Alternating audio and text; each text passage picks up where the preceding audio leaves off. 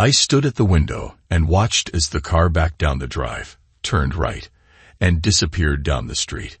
I wondered why I wasn't more upset. I'd just seen 10 years of my life drive away. Shouldn't I have felt something? Shouldn't there have been something other than a shrug of the shoulders? Oh well, I guess I should go and take care of that dripping faucet. As I turned and headed for the kitchen, I ran the events of the last half hour back through my mind. I'd come home from work to find my wife, Peggy, sitting at the kitchen table with a full glass of wine in front of her. I knew something was up as soon as I saw her sitting there. First, she was home before me, and she never got home from work until a half hour to an hour after I did. Secondly, the understanding we had was that the first one home would start dinner, and there was nothing on the stove. Lastly, there was the glass of wine. Peg rarely drank. I was no sooner in the room than she asked me to sit down and told me she had something to say. I grabbed a beer out of the fridge, sat down across from her, and she said, "Rob, I know you know this. There has been something out of sync between us for the last 6 months or so. I have no idea why we seem to be moving away from each other. I don't know if it is something to do with me or something to do with you, but something is wrong. I've tried to talk with you about it, but all I get from you is that we are just going through a rough spot, and it will get better. I've decided that we need to separate. I'm not talking divorce, just a separation for a while. I think I need some space, Rob. I need to get away, look at my life, and see if I can figure out where the disconnect between us is coming from. You can use the time we are apart to look at the same thing from your angle." "Oh, come on, Peg. It isn't that bad. Sure, we are having some problems. What marriage doesn't? But two people can't work out problems if they are away from each other and not talking. Talking isn't going to help, Rob. You only see one problem with our marriage. As far as you are concerned, the only problem we have is that we aren't making love. Your solution to the problem is for me to get naked and let you have your way with me. As far as I'm concerned, there is a lot more wrong. We don't make love anymore because I don't want to. We don't snuggle or cuddle anymore because I don't want you touching me. And I don't know why I don't want you to touch me. I still love you. I love you as much as I did on the day we were married. But something is wrong and I don't know what it is. I need some space, Rob. I need some time alone so I can figure things out." "So you want to pitch 10 years of marriage out the window?" "No, Rob. I just think we need to spend some time apart. I've already packed my stuff in my car. I'm going to stay with my sister until I can find a place. I'll call you once a week to keep in touch." She stood up and said, "I have to go. I told Mary that I'd be there by 7. She turned and walked away without even offering to kiss me goodbye. And that in itself told me where I stood. It didn't take long for the word to get around that Peggy and I had separated. Most of our friends were sympathetic and went out of their way to try and cheer me up. Peggy called me once a week and asked me how I was, and I would say I was managing. Then I'd ask her how she was, and she would say that she was okay. Then I would ask her if she were ready to come home yet, and she would tell me, not yet. Peg had been gone for 6 weeks when I started hearing things, disturbing things. Things like she had a live-in boyfriend. I didn't want to believe that. I wanted to believe that things were like she said they were. That she just wanted some time alone to get her head straight, and then she would be coming home. I kept hearing things, so I decided to check out the rumors. I'd find out where Peg was staying, do a little snooping, and put the rumors to rest. But no one could tell me where she was staying, either because they couldn't or wouldn't, and I began to think that something about the situation stunk to high heaven. I was having dinner with my friend Tom and his wife Tanya, and I voiced my concerns and let slip that I was going to hire a private detective to find Peg and either confirm the rumors or disprove them. I saw Tom look at Tanya, and I saw her give him a little nod. "Save your money, Rob," Tom said. "The rumors are true. Most of the people who know you know what is going on, but they like you too much to tell you." "Tell me what." "That Peggy left you to live with Adam White." "Adam White? Who the hell is Adam White? I've never heard of him. He works with Peggy. And she just up and left me to go and live with him. That doesn't make sense. If she was going to do that, why didn't she just divorce me? What's with the separation crap? You know Peg, Rob. She makes fallback plans, and then makes plans for if the fallback plan doesn't work. She has been seeing White for almost a year, and I'm guessing that she did this separation thing, so she could come home if living with White wasn't as good as having an affair with him. And everyone knows this, but no one would tell me. Gosh, what a great bunch of friends I have. I stood up, threw my napkin down in the center of the table, and said, "Thanks, bunches. I'll see myself out," and I left their house. On the drive home, I thought about what I had just learned.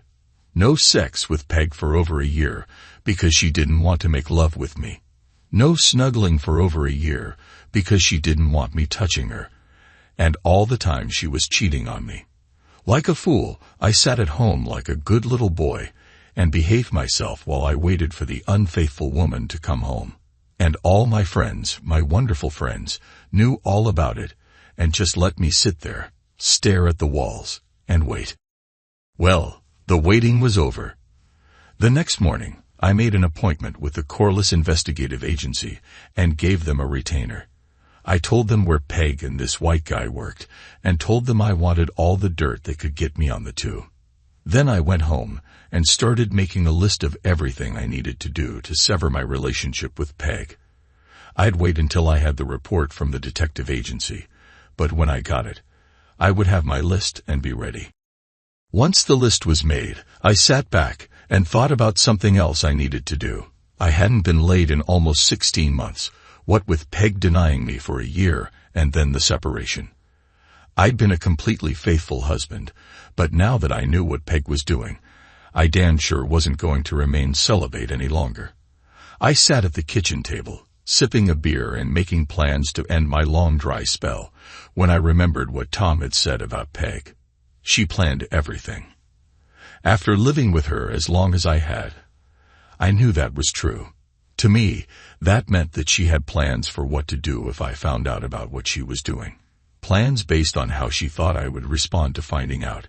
And the biggest plan of all, how to stick it to me if she decided that living with White was what she really wanted to do. I could see her having me watched, so that if I went out and dipped my wick, she would be able to use it against me in a divorce. All of a sudden, the list I had made was worthless, because she might have planned for my reacting that way. It was back to the drawing board, and a new list took shape. As it took shape, I saw that a lot of what I wanted to do would have to be done right away and not left until the last minute. There were some things I could do that would stick it up Peg's bum and make her bleed. I smiled at the thought and wondered if she had a plan for when something like that happened to her. The next morning, I went to my bank to deposit my paycheck, and while I was there, I checked on the safe deposit box that Peg and I had there. I saw from the sign-in log that Peg seemed to check the box at least once a week. When I saw that, I knew she was keeping track of me, and that at the first sign that I was onto her, she would pounce. I thought about that for a minute, and then I took the 5 certificates of deposit from their plastic envelopes and went upstairs to use the bank's copy machine. I copied all 5, then put the copies back in their envelopes and returned them to the box. Unless Peg took the CDs out of the envelopes to check them, she would never know about the switch. Since I knew that Peg was checking up on me, I took my passport from the box and casually mentioned to the woman from the bank, as she put the box back in its slot, that I was going down to Mexico on a fishing trip. I left the bank with the 5 CDs in my pocket. I normally went to the bank twice a week on average, and each visit I would cash in 1 CD, pay the early withdrawal penalty, and then hide the cash away when I got home. I wasn't a believer in credit cards, as I thought you could get in trouble easily with them, so the only ones I had in my name were an American Express, on which the full balance had to be paid when you got the bill, several gasoline company credit cards, and 1 Visa card with a low limit that was in my name only. Peg, on the other hand, had a good half dozen credit cards in just her name. some with high limits. I knew what the limits were because I paid the bills every month. I made a list of the remaining account balances and set it aside. I would make sure that I paid the minimum payment on those cards to keep them in good standing. I sat down and made a list of all the things that I would like to have, and then I went online. Over the course of the next couple of weeks, I went on a spending binge using Peg's credit cards. When I bailed, she would be saddled with the credit card debt, and I intended to see that it was considerable. I updated my computer and got a new Dell with all the bells and whistles. I bought a Remington 700 on eBay and a whole bunch of other stuff like a digital camera and a state-of-the-art cell phone that did everything but cook my dinner. The house was Peg's. It had been left to her by her parents, so I would have no claim on it. But we had used it as collateral for an open line of credit when we put in the swimming pool and hot tub, and both of our signatures were on the account.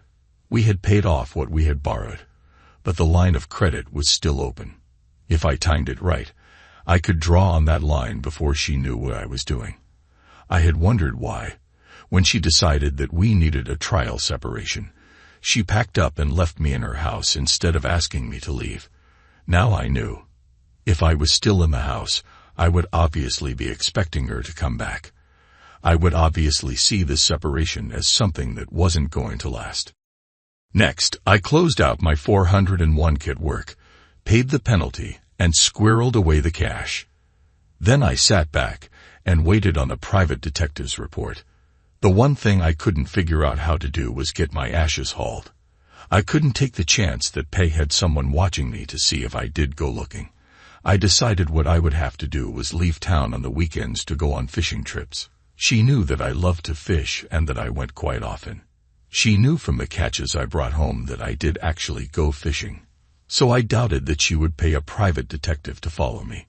No need for her to get too carried away, right? After all, wasn't I stupid? Hadn't she been pulling the wool over my eyes for over a year? It was a Friday, and I was just getting ready to leave work when I got a phone call from Tanya asking me to stop by their house on the way home. I tried to beg off, but she told me that it was important. So even though I really didn't want to go there, I said I would. When I got there, she let me in and led me into the living room, where I found Tom sitting in an easy chair. He got up and offered me his hand, and I shook it. Then he told me to sit down and get comfortable while he got me a beer. Tanya needs to talk with you, Rob, and you need to know that I'm 100% on board with what she is going to say. He left the room and headed for the kitchen while I gave Tanya a questioning look, and she said, "In a minute, Rob. You are going to need some beer in you for this." Tom came back and handed me a Bud Light and said, "I've got some errands to run, and I probably won't be back before midnight. Catch you later." He headed for the front door, and I heard it open and then close behind him.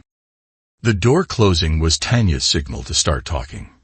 "Rob, you were justified when you stormed out of here the night you were here for dinner, but it still hurt.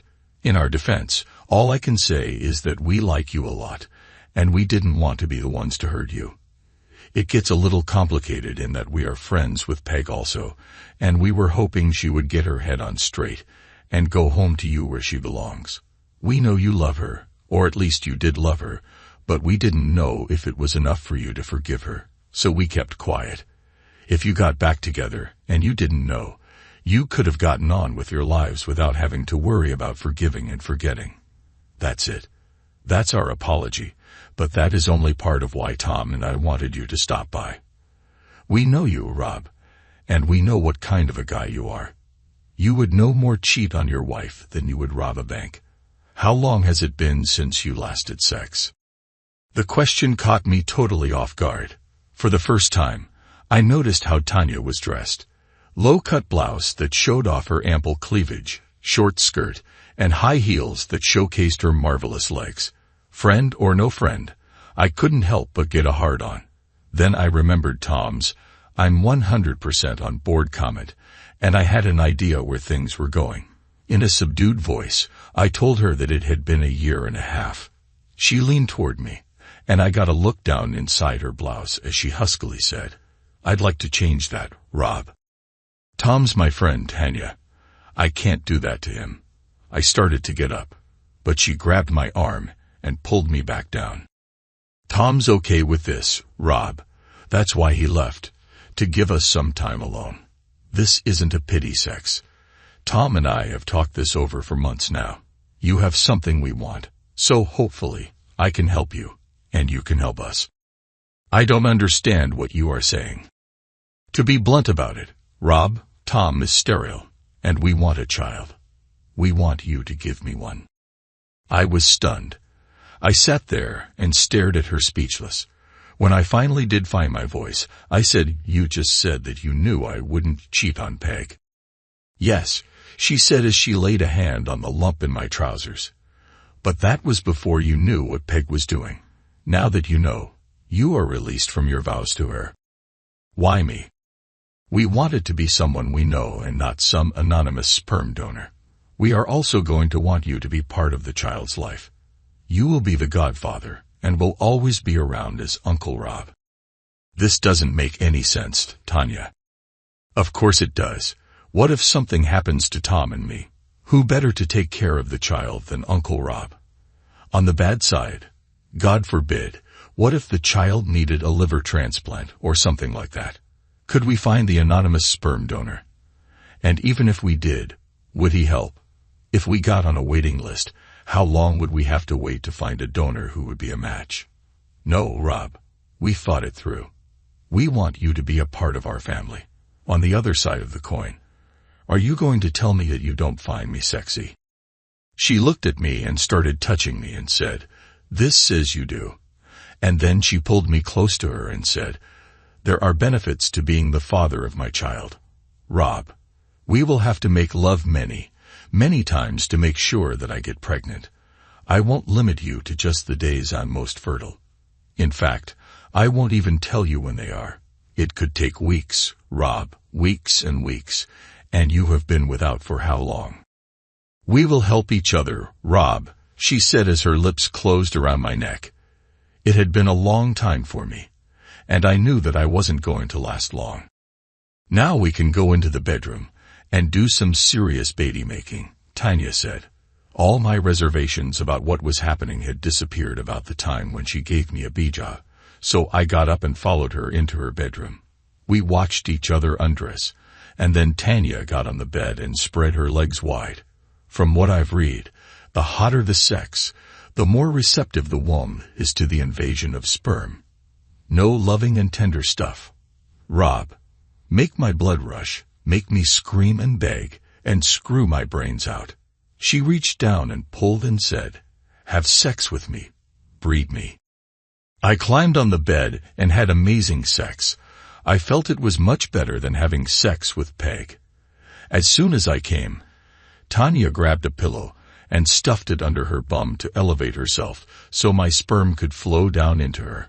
Looking at her lying there, pushed up like that, made my soft tool start to harden, and as I slipped into her for the second time, I was hoping that it wouldn't take so I could come back and do it again. Once more, she stuffed the pillow under her bum when I pulled out of her. And then she said, "I did Tanya one more time before I left to go home." And just before she let me out the front door, she kissed me and thanked me for what I just done. I'd like to do it every day until I get pregnant, but Tom is used to making love 3 or 4 times a week, and even though he is okay with this, I won't give him sloppy seconds. Call me tomorrow, okay? I thought about what had just happened all the way home, and as I pulled into the driveway, it occurred to me that if Peg was having me watched, she would find out about my visits to Tom and Tanya's, and notice that Tom left, but that I stayed for several hours after. The next morning, I called Tanya and explained my thoughts to her, but she told me not to worry, that no one would see Tom leave because he didn't. He went down to his basement workshop and stayed there until I left. That information gave me pause. It was one thing to make love to Tanya when Tom was gone, but could I do it if I knew he was in the house? Tanya must have known what I was thinking because she said, "Don't worry, Rob. It will be okay. I promise." That afternoon, I got a call from Tom asking me to have a drink with him after work. Talk about awkward. Try sitting down with a guy you have known for 20 years, who is a good friend, and whose wife you have just slept with his knowledge. He must have known what I was thinking. So he cut right to it. I know this is awkward for you, Rob. Heck, buddy, it is awkward for me, but I have to talk with you about the situation we are in. First off, and I told you this when I left you and Tanya alone, I am 100% okay with it. I mean that, Rob. But that said, I have to tell you that Tanya didn't tell you the full truth. I know she told you about wanting a child and about me being sterile, but I also know that she didn't tell you the rest of it. To be blunt about it, buddy, I can't get it up. I haven't been able to make love to Tanya in over a year. My God, that is why she was so hot last night. She was playing catch-up, and her telling me that she didn't want to give Tom sloppy seconds was her way of covering for his inability.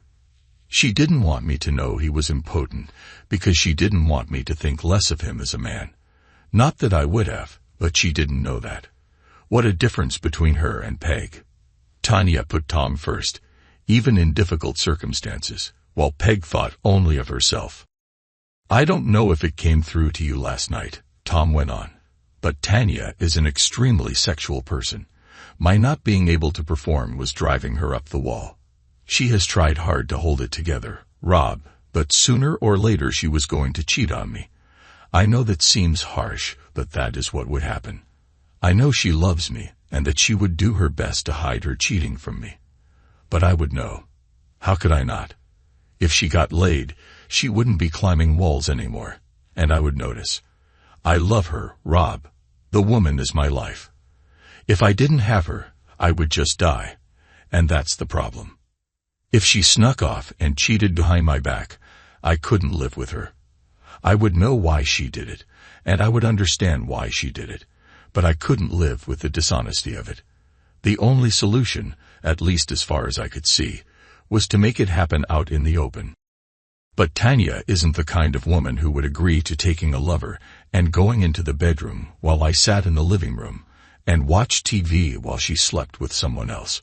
She could probably have done it with a stranger in a motel room with me not knowing, but she couldn't just do a guy with me knowing and then a different guy the following week and another the week after that. What we needed was someone steady, someone we both liked and were comfortable with. We sat down and made a list of possible candidates but couldn't agree on anyone. We kept coming back to you, but we were afraid that if we started with you and then Peg came back home, it would stop, and we would have to start back over. And Peg would eventually come back to you. Everyone who knows Adam White knows that he is a dipstick jerk, and Peg would soon find out and go home to you, secure in the knowledge that you had no idea of what she had been doing. I have no idea why she thinks you were that dumb. I can only guess that she thinks you love her so much that the thought would never occur to you that she might be up to something. I had a chuckle at that. She pretty much read me right, because that is just the way it went, and it was only because the separation was dragging on and on that I finally realized something wasn't kosher. Well, you do know now, and I know, even if Peg doesn't, that now that you do know she is history, I know you won't take her back now under any conditions. That freed Tanya and me up so that we could approach you. Tanya, and I want a child, Rob, and Tanya needs a steady sex life, and until the doctors can find and fix my problem, someone else is going to have to provide that sex life for her. I know it sounds silly to say this, but you making love to my wife is going to save my marriage. You just have to get comfortable with the idea that I know, and that I'm all right with it. I didn't know what to say. The whole thing was so off the wall that even though it had already happened once, I was still having trouble believing it. Tom stared down into his drink, and then looked up at me and said, "It kills me not to be able to take care of my wife, Rob, but it would kill me if I lost her. I need you to do this for me, bud. I really do. Can I count on you?" I stared at him for a few seconds, and then nodded my head yes. Sunday, I had Tom, Tanya, and 3 other couples over for a barbecue, and when the other couples had gone, Tom went into the den and played on my computer while Tanya and I went up to my bedroom. By the time I was undressed, Tanya was lying on the bed and imploring me to hurry. My house, Tanya, and in my house and on my bed we do it my way. I kept her legs up on my shoulders so gravity would help my little guys in their race to her core in search of her egg. After maybe 30 seconds, I told her to put a pillow under her bum, and then I let her legs down. Tanya looked up at me and said, "Peg walked away from this. The woman must be crazy or stupid." With that stroke to my ego, I just had to justify it, so I swung over her in a missionary position, and as she said, "No, Rob, I needed to do its job," I laughed and said, "If any is still there around the opening, it isn't going anywhere anyway." 5 minutes after that, I was driving deep into her for the second time. I saw that Tom knew what he was talking about when he said that Tanya was a very sexual person. She got a third time out of me before I walked her and Tom to their car. Tom shook my hand, and Tanya kissed me on the cheek, and we all agreed that the day had been a success and that we should do it again sometime soon. Anyone watching would assume that we were talking about the barbecue. Monday afternoon, I met with John Abbott from the Corliss agency, and as he handed me the report, he said, "I'm sorry.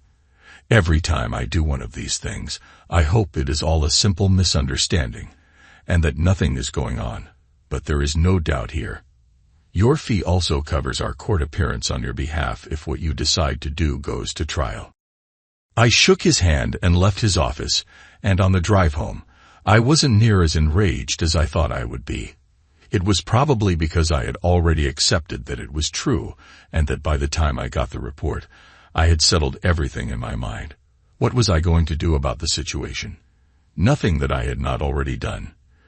The only thing left for me to do was time the draw on the house line of credit, so Peg wouldn't know about it until it was too late. I would see an attorney and get the papers drawn up, but I would hold off on having them served until I was ready. For the next 5 weeks, I saw Tom and Tanya 3 or 4 times a week, either at their house or mine. They let the word out that I was going through a rough patch, and that they were spending time with me trying to cheer me up. I got my weekly phone call from Peg, but I stopped asking her how she was and when she would be coming home. Finally, I'd had enough. I wrote checks against the line of credit, and as soon as they cleared, I found an apartment, moved out of the house, and had Peg served with the divorce papers. They cited irreconcilable differences instead of adultery. I did it that way so that Peg wouldn't know that I knew about White. She would see it as my way of trying to push her into deciding to come home. She would call me, feed me a line of nonsense about how I was overreacting, and then she would probably suggest that we meet someplace for a drink and have dinner where she would try and calm me down and talk some sense into me. I would agree to meet her, listen to her, and then tell her I would think about it.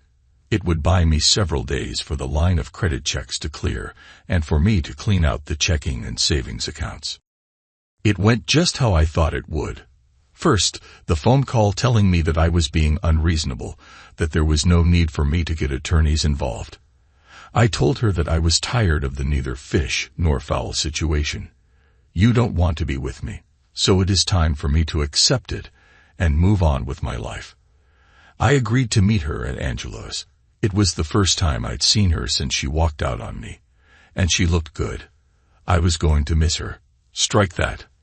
I did miss her, since it was obvious to me that I still loved her. But even if she came back to me, I knew that there was no way I could ever live with her again. I didn't tell her that, though. Instead, I sat there and listened to her as she fed me a line of nonsense.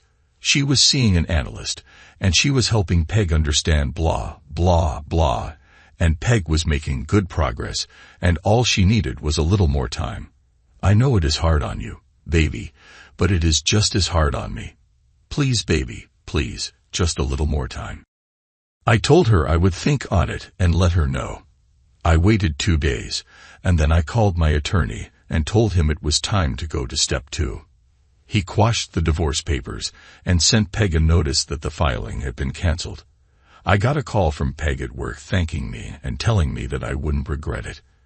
I smiled, knowing that I didn't regret it, but that she didn't know why. But she would soon find out. That night, I had dinner at Tom and Tanya's, and after dinner, Tanya and I retired to her bedroom. As Tanya spread herself for me, she said, "Can we make love tonight instead of screwing? I'd like to make love to the father of my child." "Are you sure?" "Positive. The home test told me Tuesday, and the doctor confirmed it this afternoon. You are going to be a daddy." We only did it once that night, but it was a long, slow, and very satisfying session. When it was over, I told her it might be a while before I saw her again.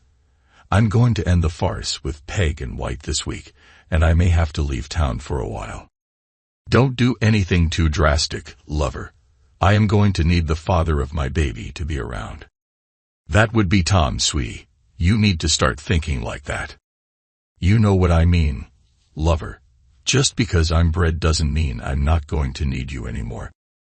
Adam White was a member of the Fraternal Order of Eagles, and since he had been elected Sergeant at Arms, he had never missed a meeting.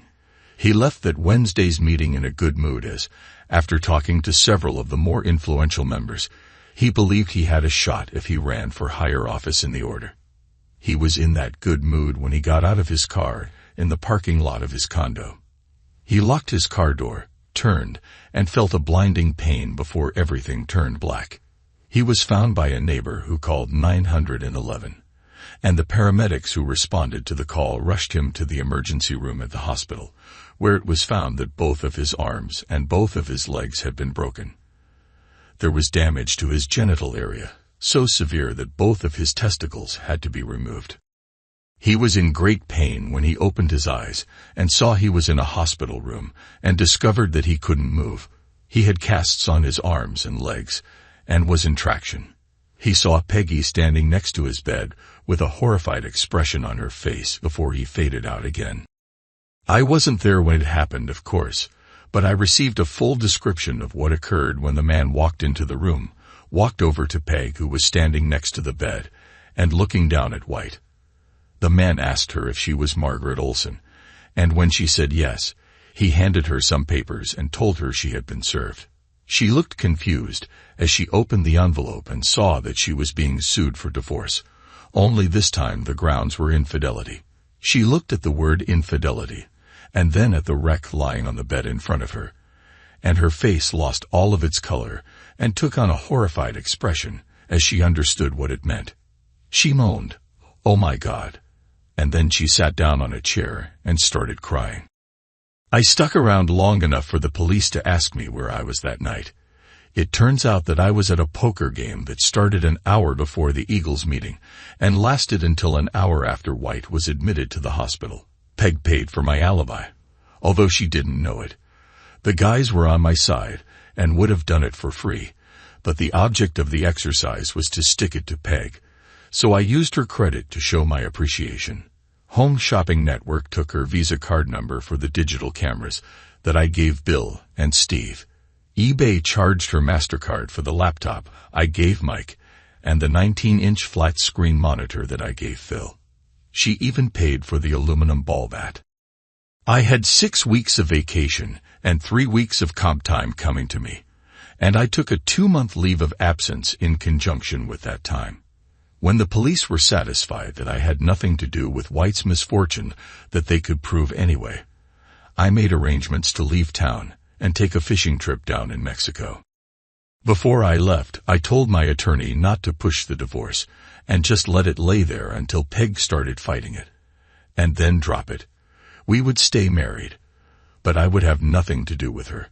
I called Tom and Tanya once a week to see how things were going, and they told me that Peg had moved back into the house, and as far as anyone could tell, true love must not have been in the cards for Peg and White, because she never went back to visit him after the day she was served, while standing next to his hospital bed. The maxed-out credit card bills must have started hitting the mailbox, and she must have found out that the savings and checking accounts were dry.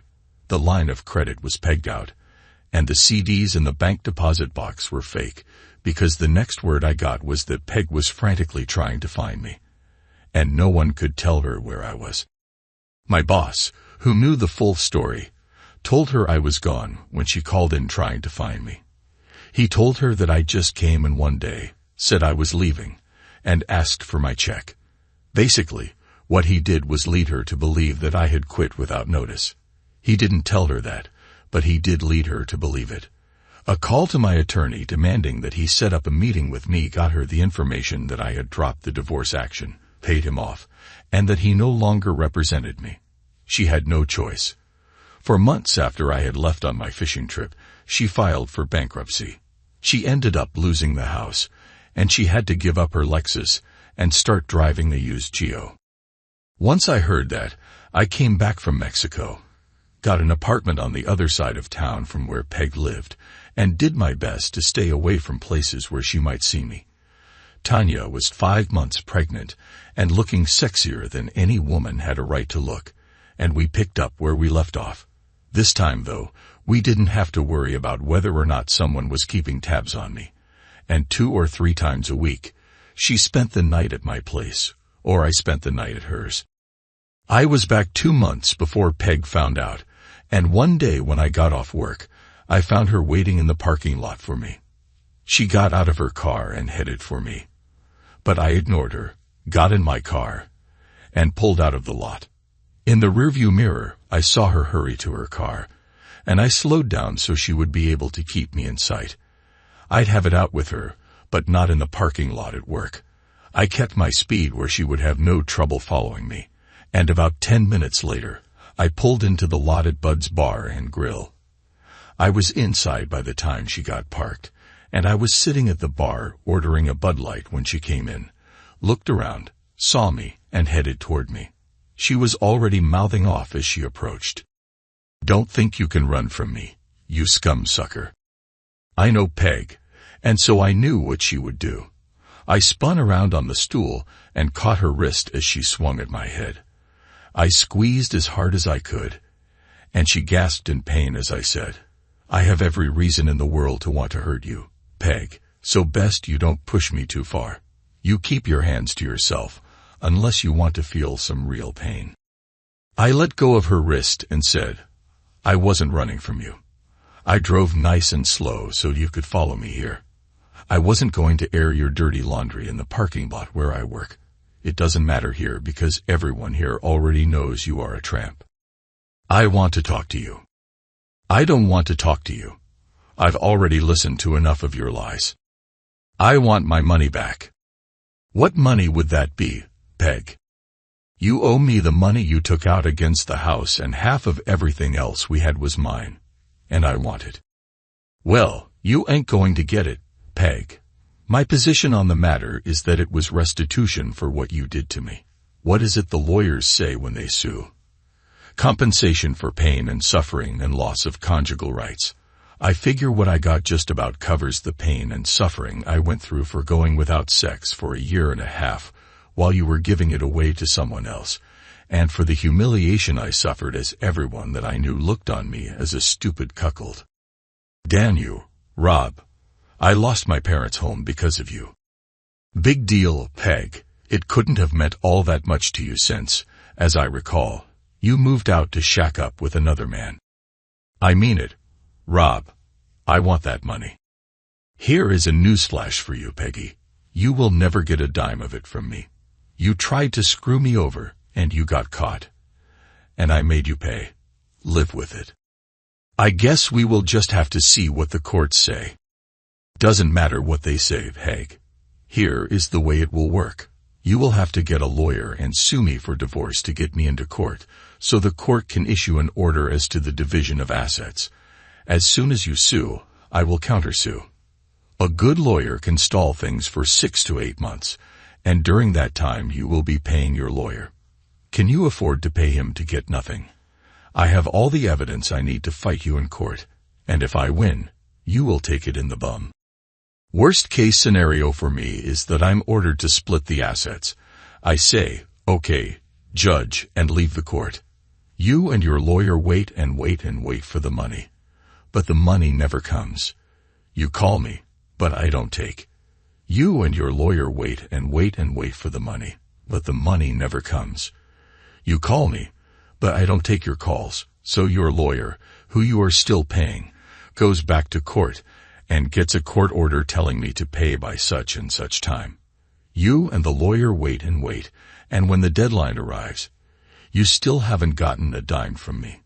Your lawyer, still billing you for his time, goes back to court and gets a judgment against me. I have no savings or checking accounts that can be attached. My car is a lease, so nothing for you there. I live in a furnished apartment, so there isn't anything there you can get. All you can do with your judgment is garnish my wages, and the first time that I get a paycheck that has been garnished, I will quit my job. So what do we have here, Peg? A good year's worth of lawyer's fees out of your pocket, and all for maybe $200 out of one paycheck. All that's left for you to try is to go back to the judge and get him to threaten me with going to jail for contempt of court if I don't comply with his orders. All that will get you, Peg, is a postcard from me from some small fishing village in Mexico, where I will take up residence until my money runs out. And I've got a lot, Peg. Thanks to you. Face it, Peggy. You tried to screw me over, got caught, and I got even. Consider yourself fortunate. Think about what happened to your boyfriend, and consider yourself very fortunate. He lost his balls, and now he can never mess with another man's wife. You, on the other hand, can still spread for anyone you want. I knew it. I knew you had something to do with what happened to Adam. What you think you know, and what you can prove are two very different things, Peg. By the way, how are things going with your love affair? From what I hear, you haven't seen the poor man since his first day in the hospital. What would be the point? You took away the only thing he had going for him. Oh, that's cold, Peg, even for you. It's the truth. He was extremely well endowed, and he was a marvelous lover, but I would have tired of him eventually and come home. Oh, gee, Peg, if only I had known. All of the unpleasantness could have been avoided if I had but known that someday you would have come home to me. Oh, Dan, I guess by my actions I messed that up, didn't I? I'll have to carry that regret to my grave. Oh, what a joy life could have been had we only communicated better. You can be such a jerk. Yes, Peg, and you are a worthless, cheating tramp. I finished my beer, got up, and said, "Have a rotten life, Peg," and I left the bar. 3 days later, I was served with divorce papers citing irreconcilable differences. I didn't contest it, and she was awarded half of the marital assets, and I was ordered to pay her the money borrowed against the line of credit. I wished her luck in getting anything and tossed the final decree in the trash. She must have believed me when I told her how things would go because I never heard from her again. One interesting thing came out of the mess. Everyone was agreed that White was a dipstick jerk, but even dipstick jerks can have a friend or two, and one of White's was Peggy's boss. He wasn't happy with the way she treated White after his misfortune, and he fired her. Well, fired isn't the way it was put. A downturn in the economy necessitated a downsizing, and Peggy was let go. But everyone knew that she was fired. She couldn't find work in our area, so she relocated to California where she had some relatives. And no one, not even her sister, has heard from her since. There is one more chapter to the story. It was a sad ending, but at the same time, a glorious beginning. Tanya had a beautiful baby girl, and Tom doted on her and spoiled her rotten. Uncle Rob was a constant visitor and spent many, many hours crawling around on the floor with little Martha. Tom never told Tanya or me the full story. He knew why he had erectile dysfunction, but he hid it from Tanya. He had cancer, and it didn't get caught in time, and the cancer spread. Following his funeral, Tanya handed me an envelope addressed to me. It was addressed to me, and written across the front of the envelope were the words, "For Rob's eyes only." I looked at her, and she shrugged and said, "I have no idea. It is addressed to you, so I haven't seen what's inside." I opened it and read, "Hey bud, if you are reading this, I'm gone. There was a reason I picked you. Yes, it was me, not Tanya, to father our child. I knew I wouldn't be there for them. and I wanted someone I knew I could trust to be around to watch over them. I knew I could count on you. So you got elected. Don't let me down, bud. Take good care of our girls." I handed the letter to Tanya, and she read it and started crying. I took her in my arms to comfort her, and when she was all cried out, she asked me what I was going to do. "I'm going to do just what he knew I would do. I'm going to take care of my girls." 6 months later, Tanya and I were married. Thanks to everyone who took the time to listen to today's stories. If you enjoyed it, please consider liking and subscribing if you haven't already. Feel free to share your thoughts on the events in the comments below. Take care,